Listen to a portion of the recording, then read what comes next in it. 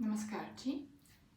So today is the first lesson of yoga for beginners, of yoga from zero. First thing that we need to learn is how to sit, because we will be sitting for a while in a lot of practices. The first practices will be filled with explanations, which is why prepare. And then let's talk more asanas. But in order for you to be able to make samasana, we need to talk about it. So first thing that we start is how to sit. That is why I said that we need some breaks, because they will help us to sit correctly. Depends on your pelvic, depends on the way how you feel. We always sit at least on one. There will be a time when you will take it out, but still, we start with one. Basically, we sit with the sit bones on it. If you sit on one and you feel tension, then you need not just one, you need two. If you have bolsters or you can have pillows, you can put them under your knees, then you will feel yourself much more comfortable. Pay attention that when you sit on a brick, your back gets straight by itself. I will show. So if we just sit in any position, our back a little bit can be kind of go forward. But if we sit at once, back goes straight forward. That's the reason. So we sit on a brick. If you feel tension somewhere, you can use everything that you have, like pillows, blankets, and put it underneath your knees. First thing that we will do, we will crisscross our legs in this ankle part. So when you start, probably your knees very high. With time, hips will open, but then that is why crisscross your legs, and this is enough. If they are so high, it's quite normal. Don't be afraid, everything will pass. If you feel that you can go lower, for example like this, you feel that this height, you may use the pillow in between your knee and the foot, for example, or even you can use it under the knee. What is really important here for you to get this comfortable position and be ready to sit in this position. At least 5-6 minutes per practice we will be sitting. That is why we need to learn it.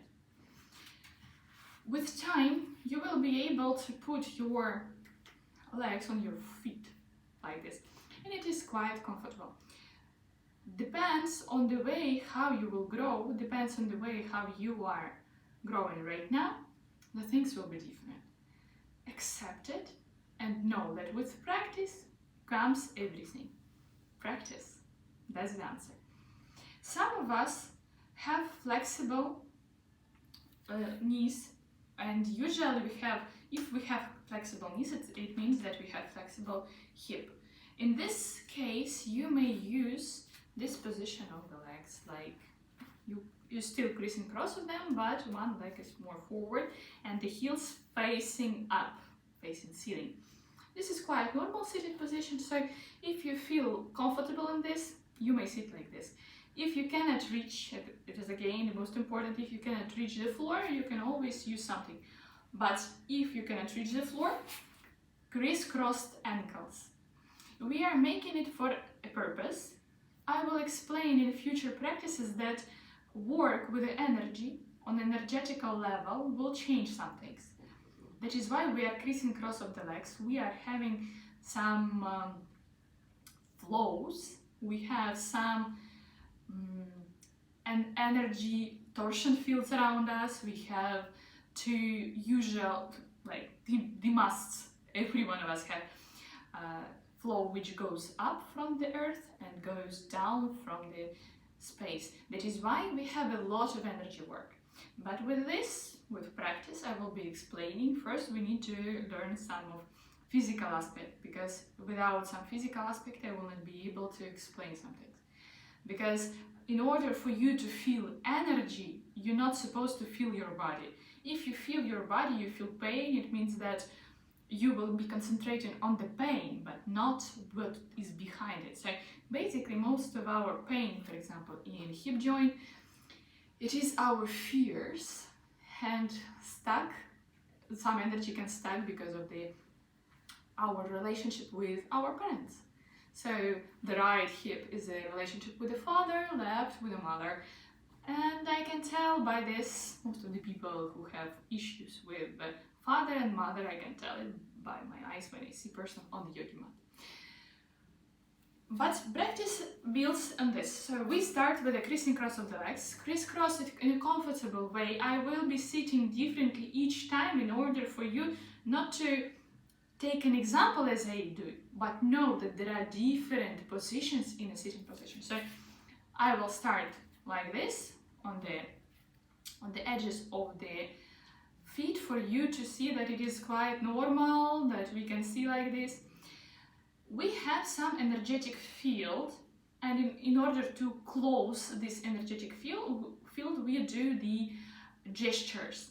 They call mudras. So the thumb and the index finger, they are touching. 3 other fingers goes like this. Put them on your knees. Open your chest. Pay attention that your pelvis look forward. In this position it calls closed position of the pelvis. It is very important because we will be opening it during the asanas. I will show, I will explain. But we always start with sankalpa. Sankalpa is an intention, desire, wish of the practice. So during the practice you are creating some energy, and this energy will go further, and this energy will go not just further, it will be like boost of your energy for your wish. So that is why, for example, today we want to work with hips. So we want to forgive our parents, and the word for the practice might be forgiveness. And instead of thinking that you haven't washed your floor, you will be thinking, I forgive everyone. And from this, the changes will start, because all of the energy of the practice will go to it. So close your eyes, make a sankalpa, make a wish, desire, intention for the practice.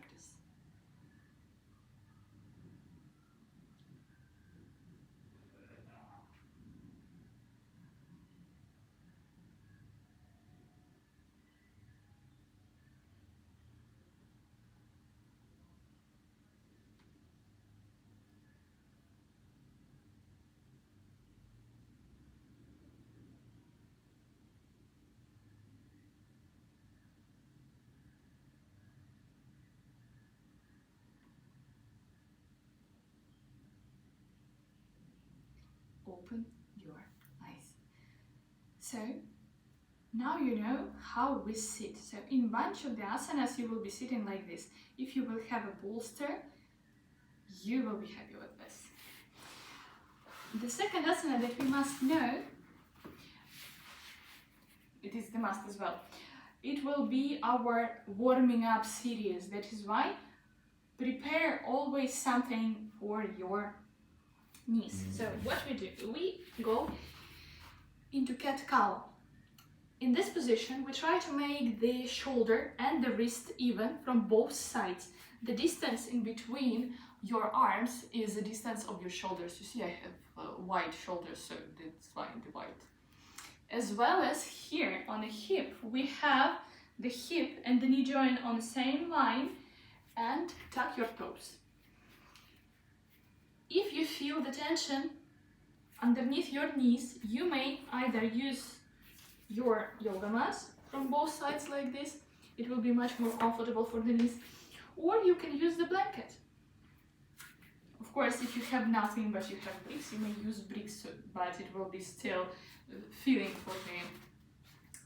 for the knees. So, on the exhalation, we round in our back, starting from the lower back. So what we do, tailbone in and starting to make a wave in the middle back and the upper back, total. Inhale, reach with a chin chest, of course, as much as you can. Then start exhale, tailbone goes up, back bend starts from the lower back, middle back, upper back, and look slightly up, but make your neck strong, make it long. Exhale, round your back, try to reach with a chin chest, Inhale, look up. Exhale, round your back. Inhale, back bend. I will be changing when we do inhale and exhale in order not to get used to something. Exhale, round your back, reach with the chin chest. Inhale, look up. Back bend. Exhale, round your back, reach with the chin chest. Inhale, look up. Exhale, round your back. Inhale, back bend, look up. Exhale. And straighten your spine. So this is the pranayama. We will be making it time to time, different one, but it will always be there. In order to relax, this asana calls balasana. We will be using this asana a lot. What we do, knees together, feet together, and try to reach with your sit bones, with your buttocks, your heels. In case that you might not feel it, still, you may put the brick underneath your buttocks and try to move forward with your palms. Straighten your spine as much as possible. You can have the blanket underneath your knees right now. The next time I will take the blanket, I will show you. And try to straighten your arms as much as possible and straighten your back. That's the most difficult part, that in the beginning you probably will be able only to reach the floor with your tips of the fingers, but it's quite normal. I'm showing different variations because we will be growing into that. There is neither good or bad. You may just sit, if you cannot reach the floor, you can just sit, pull your arms on your hips, and that is it. That's enough as well. It is a myth that we need to go further. No, in yoga, what is really matters is having the balance between your ego and what you can do today. For a woman, for example, we have 4 different hormones during the month. So one part of the month, we're not flexible at all. One part of the month, we are flexible, even after the menopause. So there are a lot of information that I will be making you tonight. Very carefully sit on your block. If you feel that it is not that comfortable, you can always put the bolster, blanket, pillow underneath and catch the belt.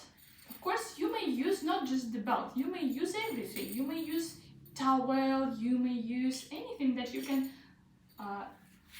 catch. Like it must be pretty long. So we have the belt in the mid of our feet, both feet. Guys, I will be moving around for you to show the different positions, but you stay. So, like this. We put our both feet on the floor, on the heels, and get the belt, get the towel, anything that you can catch your feet with. Straighten your spine as much as possible and start to straighten your legs like this. So the most important is to pay attention to the inner edges of the feet. Inner edges of the feet must go in. Probably they look like this right now. But they must be not inside of you, but outside. And what will go in? This edge of the foot, both feet. That's important. So most of us have like this. That is why I mentioned that we have inner part inside, but we must go in. So we must make them straight as possible, like this. And to go in I mean to our side, will go the outer side of the feet. I will show from a different perspective. If you think that it is easy just to sit, you're wrong. The most difficult part is to sit actually. And pay attention. Your spine is straight. Open your chest. Try to reach with the shoulder blades to each other. Try to make your neck longer. Go with your shoulders down as deep as you can. Look to the big toes. And breathe. Just breathe. If you feel tension, probably underneath the heels, you may use the bolster. Underneath the heels, you may use the block. You may put it. You may, of course, put, if you feel like this, you may put something else, like pillows, whatever you have. Yoga, especially in the beginning, is about to get comfortable. The word asana from Sanskrit translates as comfortable, stable position.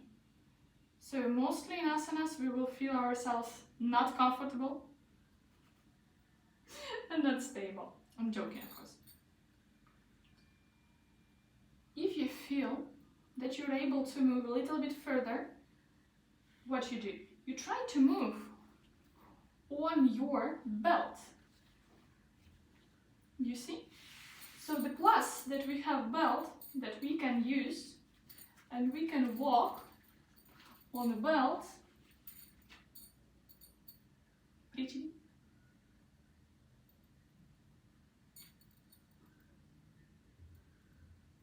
That's important.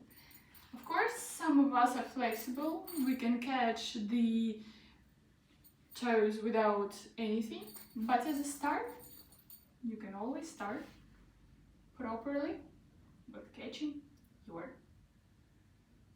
feet. And the most important part of each practice, in the beginning it is Sankalpa, and in the end it is Shavasana, because the result of the practice is hold in the end. As best way to relax, the best way is Shavasana. Okay, I will explain in other practice how to do Shavasana, but today I will explain how to start to do it. Of course, you may catch the blanket, the pillow, everything. What we do, we lay down on the right side of the body, get one arm in any position that you feel under your head, but palm must be on the palm, like this. Leg on the leg, and just breathe in this position. And close your eyes. Shavasana is about relaxation. The best asana is the relaxation asana. But it is very difficult to hold our inner dialogue. And the right way to do Shavasana is to do it on the back. But if you cannot do it, if you feel the tension in the lower back, then you go to the side. And for 1 or 2 minutes, just quietness of your mind.